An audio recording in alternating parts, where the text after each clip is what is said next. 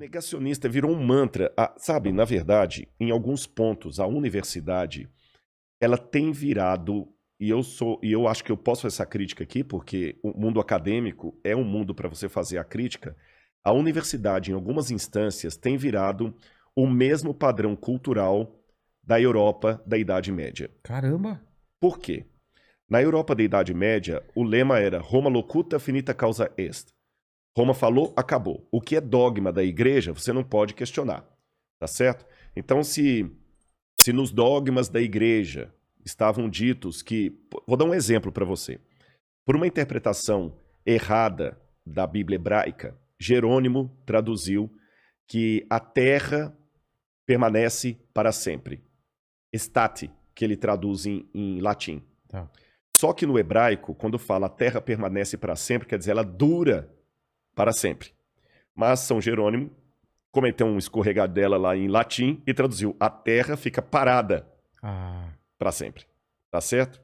Aí você vê a briga de Galileu Galilei, quando quase foi execrado pela Inquisição da Igreja, pelo Santo Ofício, porque ele falou que a terra por si move. Então, naquela época, você ousar dizer algo contra os dogmas da igreja, você estava cometendo um suicídio intelectual e, ao mesmo tempo, social. Porque não podia falar nada contra excomungado. Não podia falar nada contra o dogma da igreja. Roma locuta, finita causa est. Roma falou, silêncio, shut up, acabou. Hoje, nós temos alguns mantras também colocados nas universidades que não abrem espaço para o diálogo.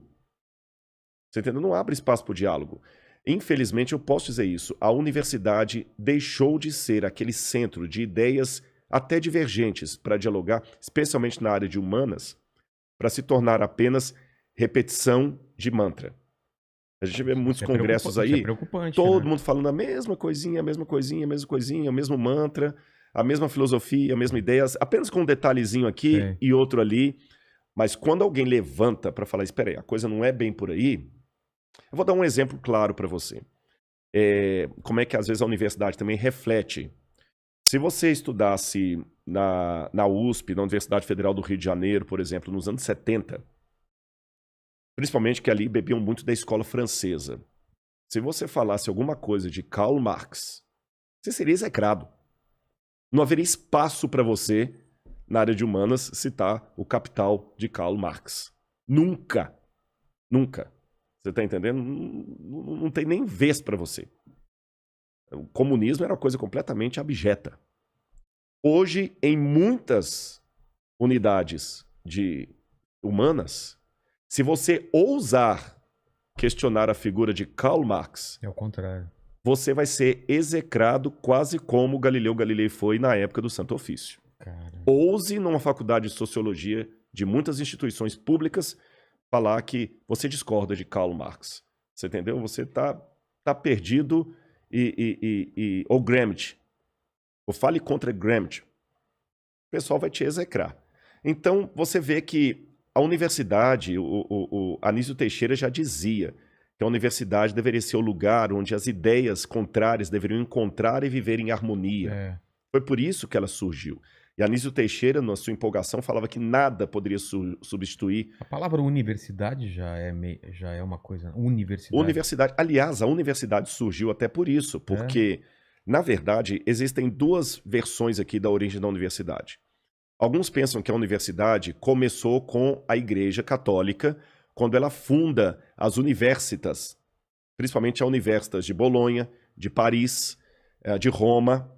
Mas naquela época, a Universitas era um lugar onde, ainda no predomínio da Idade Média, você só podia estudar se tivesse a bênção da igreja, tá certo? Então até os professores, para dar aula ali, ele tinha que ser alguém fiel aos dogmas da igreja.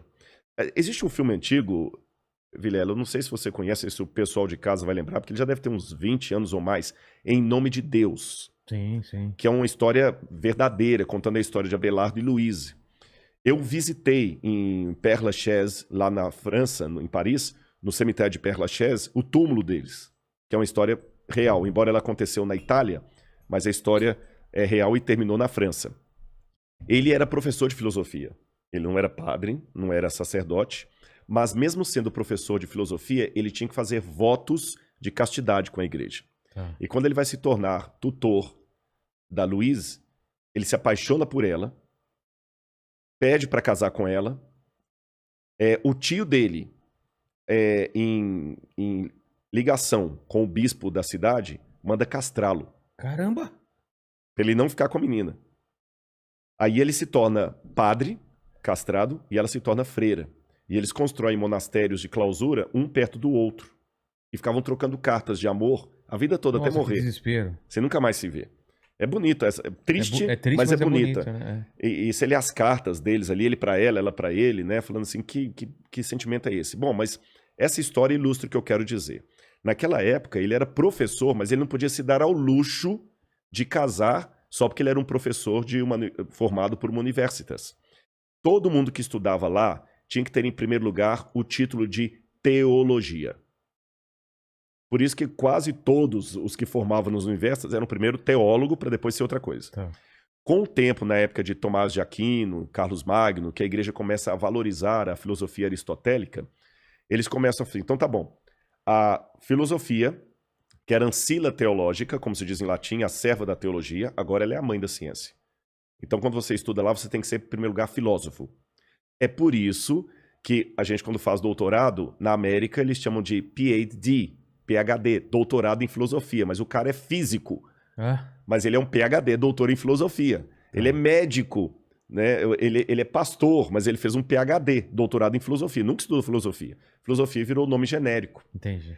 Então você não tinha como escapar da filosofia eclesiástica, tomista, aristotélica, Santo Tomás de Aquino, e da teologia. Você não podia nem falar assim, não, então tá bom, então eu desisto de ser professor, eu vou casar com a menina que eu tô... Não. Não tinha essa opção. Não tinha essa opção. Hoje, a academia, eu sei que muita gente está assistindo, está se revirando, porque não está aceitando o que eu estou falando, mas é a mais pura verdade. Está chegando uma época em que os alunos universitários têm que aprender a questionar a própria universidade.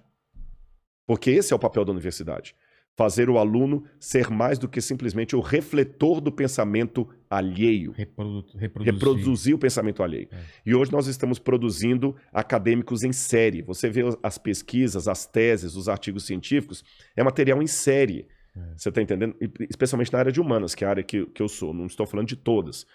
E se você, hoje, fala assim, peraí, mas eu discordo dessa visão aí do professor. Acabou. Não tem mais vez para você. Se você não compra as pautas sociais com o discurso que é dito hoje dentro, você está execrado pelos professores, pelo diretório estudantil, você está entendendo? E quem vai fazer mestrado e doutorado sofre muito. Então nós estamos, de certa forma, sem nenhum anacronismo, eu diria, revivendo a época medieval, só que na época das luzes.